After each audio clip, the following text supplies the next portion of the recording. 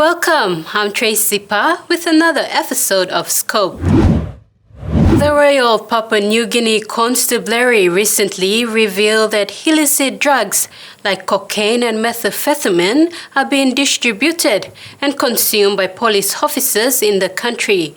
Already 15 members of the police force have been sacked after drug tests they were subjected to returned positive for illicit drugs.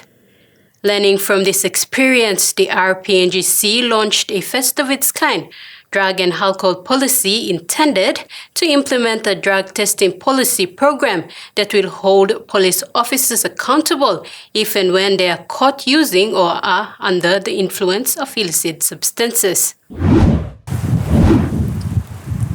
The report from the Royal Papua New Guinea Constabulary revealed that illicit drugs, cocaine and methamphetamine, is being used and distributed by members of the force in Papua New Guinea.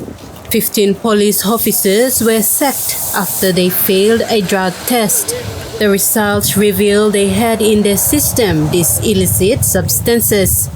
The experience has led to the RPNGC to introduce a first-of-its-kind drug and alcohol policy that will enable the implementation of drug and alcohol tests for police officers and hold them accountable should they be found using or intoxicated with these illegal substances. Police officers are expected to do drug tests every week. The launching of the policy was officiated by the Minister for Internal Security, Police Commissioner, and other senior police officers at the police headquarters in Port Moresby.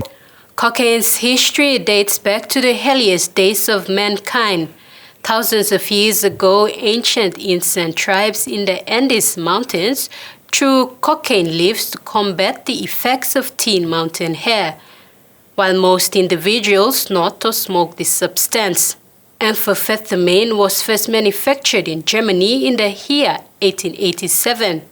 Shortly afterwards, methamphetamine, a more potent version of the substance, was developed in Japan. Because the powder was water-soluble, it was immediately recognized as an injectable drug. It was used in the World War II by both sides to keep soldiers awake. According to the Assistant Commissioner of Police for NCD and Central, Anthony Wagambi Jr., the normal use of these drugs is long gone. People now use these drugs for leisure or fun. Its abuse has led to the mental disorder among users and even death. This illegal substance has made its way into the country, with some of its users and possible distributors being members of the police force. This is a new and emerging challenge which we are facing in the constabulary, not only in the constabulary but as a country, with the use of cocaine and methamphetamine within our communities. You will find that it's a very dangerous drug. Crime rate will increase because of people wanting to have money. They'll need to have money to actually buy those illegal substances. It's much more expensive than the normal street drug which we deal with on a daily basis, marijuana. And sadly to say, it has already found its way to the constabulary. And we have members of the force, especially here in NCD and Central, under my division, that are actually using it and who are also suspected of being part of the trade. And I thank the Commissioner for taking this head on. This is something which we must address immediately. For the government agency, the RPNGC will be the first. He said the testing of illicit drugs and alcohol will commence once the logistics is ready. In setting the standard as a senior officer, he will be tested first before members of his command are tested. I'll be the first to be tested. So I'll set the tone with my senior officers, which means that everybody under our command, there's no excuse. Everybody will be tested. If somebody doesn't turn up for testing continuously, then there's something wrong. We will still go to where they are and test them where they are. we've got to, it's a very serious matter and we're going to attend to it. Commissioner of Police David Manning said the policy is a step forward in establishing confidence in the community and to ensure police officers perform their duty with a clear and sober mind. The drug and alcohol policy will go a long way in ensuring that, in instilling confidence in our communities, that when you interact with a member of the force, you interact with a member that is held to professional standards, highest professional standards, but also is able to demonstrate a clear mind in how he or she performs their duties without the influence of illicit substances and alcohol. Manning said the damaging effects that illicit drugs have on its workforce is increasing and must be dealt with. He has urged members to report any illegal activities, including the consumption of drugs by police officers.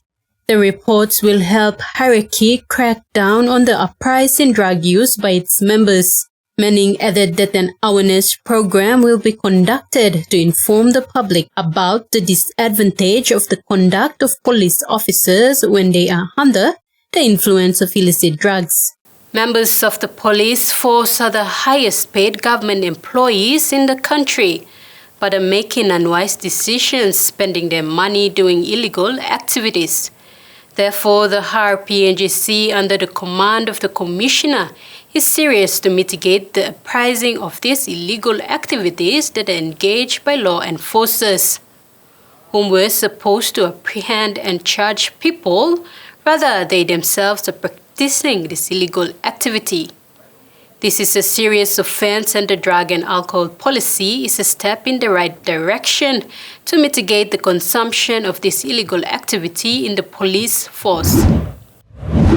When we come back, Sinesine Yongumol puts road infrastructure on development agenda to improve service delivery and make better its people's livelihood.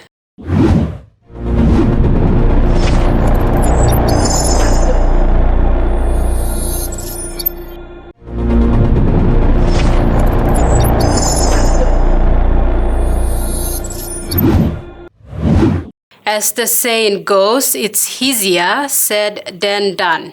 It is the scenario faced by almost all the rural districts in Papua New Guinea in terms of infrastructure development. Sinesine Yongumol district in Simbu province is among the many districts faced with this dilemma, but all hope is not lost. It is making progress because the District Development Authority is prioritizing road infrastructure.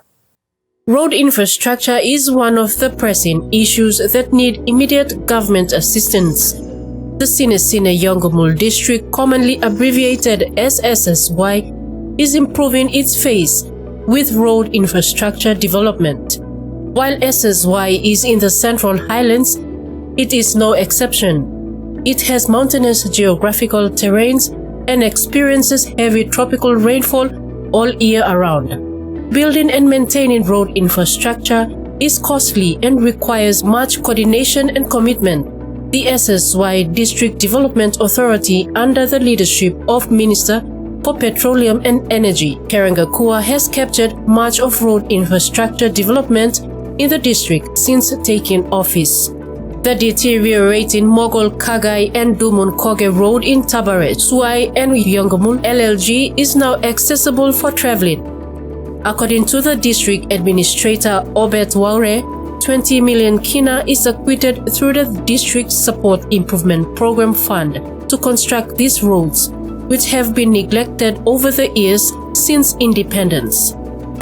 So far, Tubla Road from two different LG, including 3 Mibla ceiling.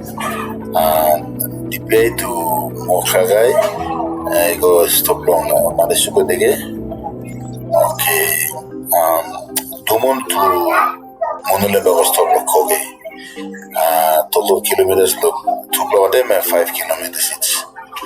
Now, Mibla Tintino, scoping come up in this Bible extending not 5 kilometers more ago. Both side mana suka dege go lo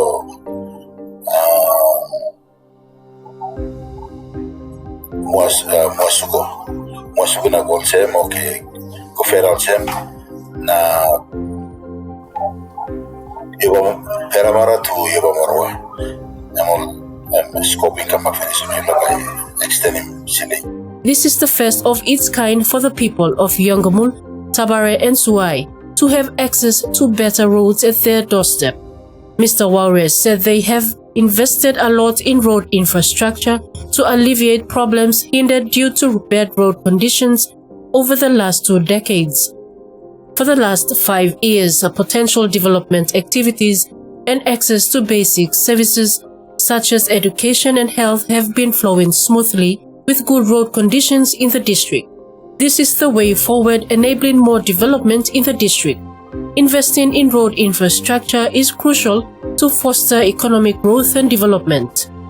We got internationally 3 mile to Konoma, on the way to QM scoping come up in this.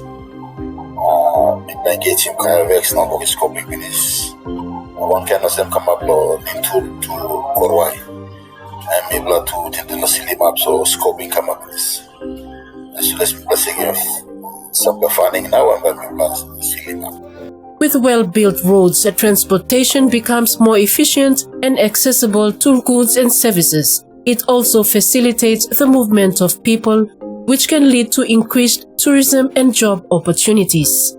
Also, SSY Works Unit is equipped to upgrade more feeder roads in the 3 LLG and do other maintenance on both gazetted and non-gazetted roads in the district. We will continue to progress to empower and harness the living standard of the people to enable government development goals and visions enshrined in Vision 2050 and other development goals and agendas, such as medium-term development goals, he said. On behalf of the people, Tabare President Tultul Area thanked Mr. Kua for his decisive leadership provided in the district to harness living standard of the people.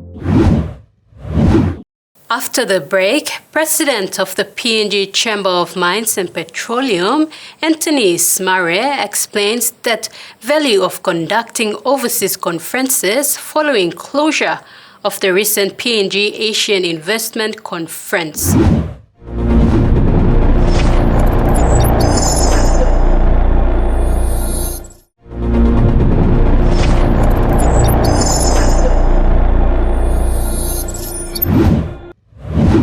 The value of conferences is in the relationship, the conversation and engagement that happen on the margins. This is why the Papua New Guinea Chamber of Mines and Petroleum brings events out to the doorsteps of investors. President of the PNG Chamber of Mines and Petroleum, Anthony Smare, said it is an opportune time to bring investors to one location where it's easy for them to get to and for all other regulators to meet them there and converse.